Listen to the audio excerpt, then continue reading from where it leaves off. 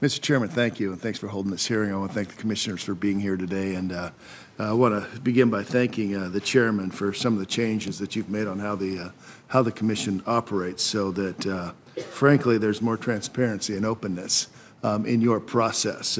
Things like releasing the text of an order before it's voted on. I think that's pretty fundamental, but I was always amazed that your predecessor didn't think that that was necessary. But I do think it's also important that Congress codify some of these changes in legislation so that the FCC maintains an openness from one administration to the next. I guess my question, Mr. Chairman, are there any other process reforms right now that at the FCC that you're contemplating implementing? I think there are a number, Senator. Thank you for the question. First off, Commissioner O'Reilly, I keep giving you promotions. Commissioner O'Reilly has outlined several dozen of them. My paperwork here too. And we were certainly looking at some of those. I proposed a number of them going back to 2013. For example, a very simple one, creating an online dashboard so that anyone, a member of Congress, member of the American public, could see how many consumer complaints were pending at the commission, or how many petitions for reconsideration were pending, what's the mean time to disposition. Those kind of basic facts, I think, would be helpful for people to know. There are a lot of things that we can do, and we're committed to doing them as soon as we can if we can spare the bandwidth, so to speak. Commissioner O'Reilly, I know that this has been an important issue for you. Very much so. Thank you for the question. Commissioner Chairman Pai, not to demote you, has been wonderful in leading a number of efforts on in reforming our internal processes. There are more ideas. I've put together 25. We probably have a good 17 to go, and I've been creating new ones on a weekly basis. Delegated authority is an important issue to my colleagues. We're trying to figure out how to undelegate issues that have been sent down to the staff to make decisions.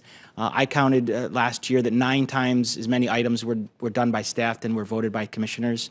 And we'd like the right and the ability to vote on some of those without delaying or disrupting the process. Another idea that I've put forward I think is important is to include sunsets in our rules, automatic sunsets, so that we would be forced to review the item, not to necessarily get rid of the rules, but an opportunity to fresh look at them every couple years rather than they stay on the books. The rules have a number of rules have outlived their longevity. We have a couple procedures to deal with them, but they aren't getting a full review in my opinion. Okay. Thank you, Commissioner. Chairman, you were in Carson City a couple of years ago, and I certainly do appreciate you spending some time in Nevada, and we've had a discussion on this particular issue, and I want to share some statistics with you.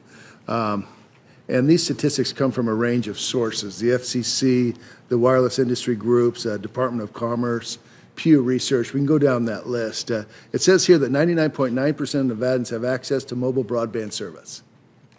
It also says that 98% of Nevada has access to wireline service. You know, I really question these kind of numbers and these kind of statistics. Just briefly, Nevada is 110,000 square miles. And I know that probably 85% of them live within 10,000 square miles. Right. So we got 100,000 square miles out there that are quite rural. I'll give you an example. We have a county commissioner in a county called Eureka. He's also the state veterinarian, and he also is a rancher. So in a conversation with him, he's constantly carrying 2 phones along with him, hoping that one or the other has service. And obviously, when he has problems or issues as a state veterinarian, if he doesn't have access, clearly that could become a problem. Not only that, he's had opportunities where he could have called in a public or a fire.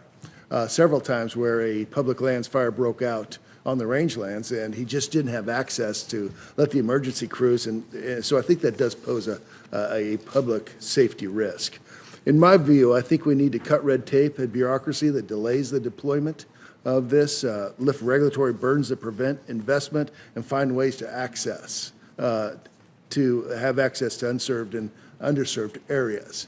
Now, you and I agree on this. I mean, this isn't anything that is anything new, but, you know, I've been championing these policies since I've been on this committee and have even written legislation. I'll continue to do so as we go forward. But do you have any ideas on what we can do to speed up deployment in these areas? Absolutely, Senator. And in response to Senator Cortez Masto, one of the things that would be critical in Nevada would be speeding up the deployment on or adjacent to federal lands, because I know Nevada is disproportionately constituted with federal land. Another thing would be making sure that wireline deployment is, the business case for it is easier. And that involves, in some cases, dig once or other policies like that would enable Nevadans to get access. Another piece of it could be fixed wireless, getting more spectrum into the commercial marketplace to enable fixed wireless providers who are doing a terrific job providing connectivity in some areas where fiber simply is not economical to deploy. And I mentioned that I saw some of that outside of Reno, and I think there's great potential there too. To me, to be honest, I don't care what technology is used to connect folks in Nevada. We want to bring all of them to bear in the most fiscally responsible way possible to make sure that they, like every other American, has access to the network. Chairman, if an infrastructure bill includes broadband, which I certainly hope it does, how could you deploy that?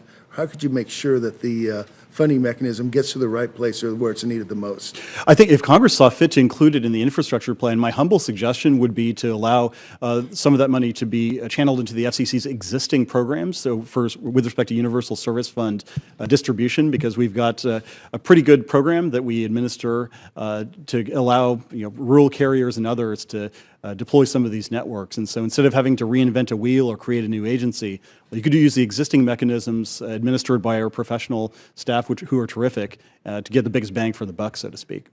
Thank you very much. Mr. Chairman, thank you, and to the Commission, thank you very much for being here today.